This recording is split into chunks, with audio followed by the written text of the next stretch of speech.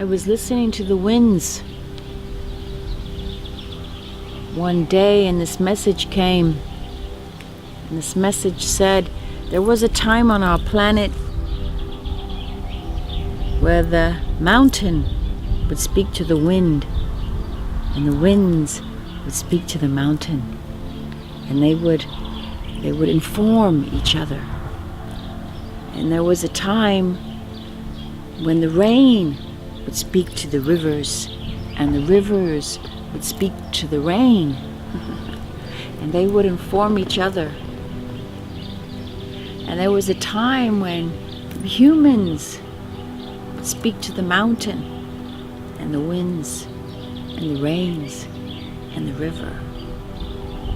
And we would be informed by them, and they would be informed by us. And this was an inherent connection.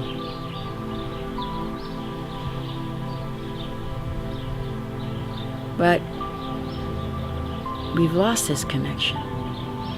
In a very real way, we've lost this connection. You see, because all of nature, like our bodies, like the cells in our bodies, has intelligence. Has a great intelligence.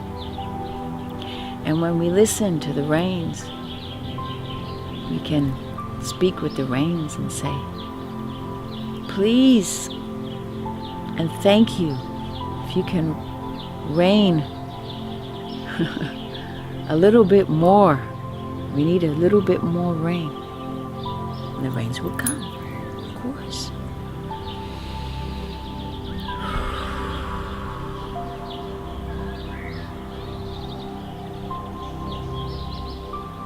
I think you know what I'm saying. I hope that my words carry the resonance of my heart to you.